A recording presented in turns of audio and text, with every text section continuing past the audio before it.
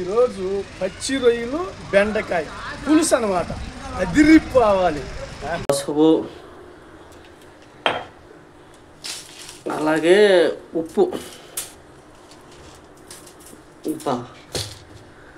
పసుపు ఉప్పు వేసి బాగా ఇలా కడుక్కోవాలండి.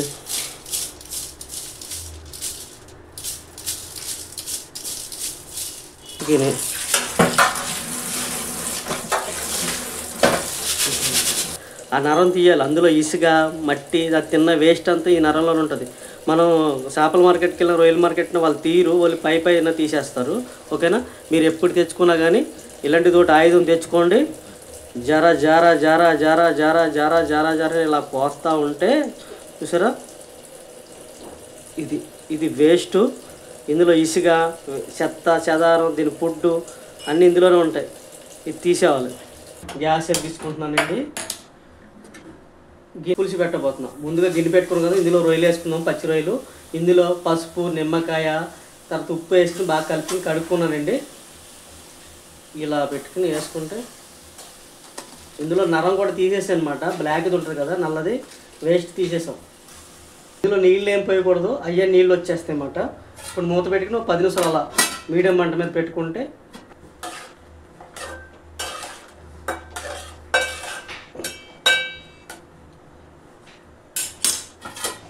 నూనె పోసుకుందాం. కొద్ది నూనె ఎక్కువ పడుద్ది రొయ్యల కూరకి. జీలకర్ర వేసుకుందాం.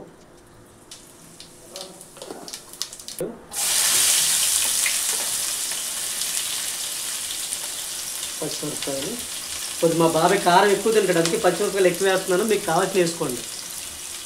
వేసుకోవాలండి, బాగుంటుంది. లాస్ట్కి కొత్తిమీర వేసుకోవాలి. ఉప్పు కూడా వేస్తున్నా, ఎందుకంటే ఉల్లిపాయ బాగా మగ్గుద్ది, తర్వాత తొందరగా ఉడుకుద్ది కూడా. ఒకసారి బాగా కలుపుకున్నాం కదా, మూత పెట్టి ఒక 5 నిమిషాల తర్వాత ఓపెన్ చేద్దాం. ఈలోపు రొయ్యలు ఎంతవరకు వచ్చాయో చూద్దాం. అల్లం పేస్ట్ అనేది ఒకసారి చూసుకుందాం. చూసారా ఎంత బాగా మగ్గిపోయినాయో. ఉల్లిపాయలు, అల్లం పేస్ట్, పసుపు, ఉప్పు, పచ్చిమిరపకాయలు, కరివేపాకు అన్నీ బాగా అయిపోయినాయి. మనకు రొయ్యలు కూడా ఉడికిపోయి ఉంటే చూద్దాం అండి. రొయ్యలు కూడా వేసేసుకుంటాం.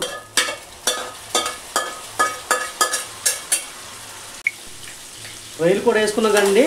ఈ రొయ్యలు కూడా నూనెలో బాగా మగ్గితే మగ్గాలి. ఒక 5 నిమిషాలు మగ్గితే బాగుంటాయి అన్నమాట. రొయ్యలు వేసుకున్నాం కదా, 5 మినిట్స్ మగ్గాలి అండి. బాగా మగ్గినాయి కదా, ఇందులో ఉప్పు కారాలు వేసుకుందాం అండి.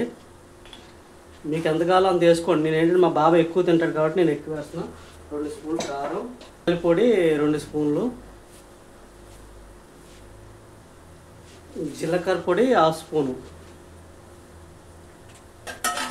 ఇలా కలుపుకుంటే రొయ్య బాగా కదండి. చూడండి ఎంత కలర్ఫుల్గా కనిపించిందో. అలా టమాటాలు కూడా బాగా మగ్గిపోయినాయండి నూనెలో. చూసారా, బాగా మగ్గినాయి టమాటాలు. ఇలా రావాలండి. ఇప్పుడు ఈ టైంలో మనం చింతపండు పులుసు చేసుకోవాలి. అప్పుడే ఈ ఉప్పు కారాలకి ఆ చింతపండు బ్యాలెన్స్ అవుద్ది అన్నమాట కరెక్ట్గా. ఓకేనా? ఈ టైంలో వేసుకోవాలి చింతపండు పులుసు. ఓకే, చింతపండు పులుసు పోసాక ఒకసారి ఇలా అనుకోవాలి.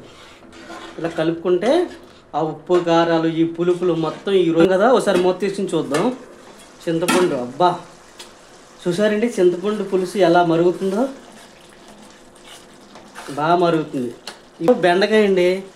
బెండకాయ ఎప్పుడు ముందు వేయకూడదండి, బెండకాయ తొందరగా ఉడికిపోతుంది అన్నమాట. ఇప్పుడు వేసుకోవాలి బెండకాయ.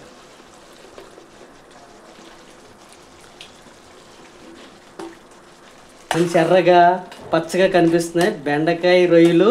అబ్బబ్బబ్బబ్బబ్బా అదుర్సు. నీళ్ళు తక్కువ అనిపిస్తున్నాయండి.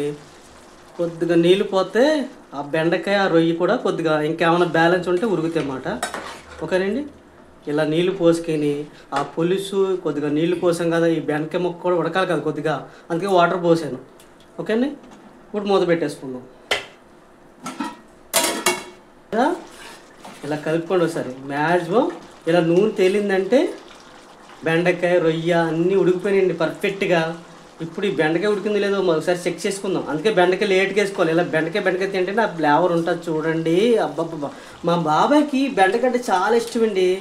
ఇంకో చూడండి, చూసారా, ఇదండి బెండకాయ ఎలా ఉడికింది చూసారు కదా. బెండకాయ రొయ్య ముక్క పెట్టుకుని తింటే ఉంటుందండి. నేను చెప్పడం కన్నా మీరు తింటే చాలా బాగుంటుందండి. ఓకేనా? రొయ్యలు కాదండి, జుమ్ జుమ్ జుమ్మా అనిపించాలి. ఒకసారి కొత్తిమీర వేసి ఇలా కలుపుకొని, నేను చెప్పాను కదా కొత్తిమీర వేసి కలుపుకుంటే అందులోకి వెళ్తాం. చాలామంది డెకరేషన్ కోసం ఇలా వేసి వదిలేస్తారు. అది డెకరేషన్ తప్ప ముక్కలోకి ఆ ఫ్లేవర్లోకి వెళ్దాం. కొత్తిమీర వేసి ఇలా కలుపుకొని అందం కోసం పైన అలా వేసేసుకోండి. అంతే, సింపుల్ అండి. ఇంకా మూత పెట్టేసుకుని స్టవ్ ఆఫ్ చేసేసుకోండి. పని ఉంటే కన్నా ఫోన్ చేయడు. హలో, ఎక్కడున్నారా? హైదరాబాద్ వచ్చావా? సరే, ఈ ఎలా మా ఇంటికి భోజనానికి రా. నీతోటి కలిసి తిని చాలా రోజులు అవుతుందిరా. వస్తావుగా? సరే సరే, నీకు లొకేషన్ పెడతాను, వచ్చేసి నీకోసం బయట వెయిట్ చేస్తాను.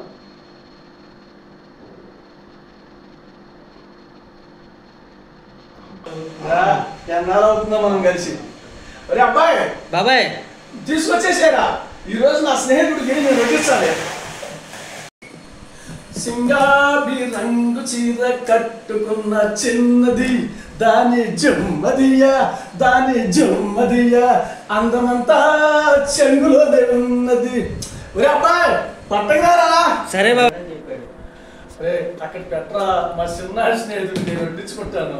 బాబాయ్ మీరు మీ చేతి కట్టుకుని తినండి. మీ చేతి మీరు శుభ్రంగా తిని కబుర్లు చెప్పండి. మనం కలిసి తిని చాలా యాక్షన్ అదిరిపోయిందిరా, అన్నంతో కలుపుకొని అట్ట.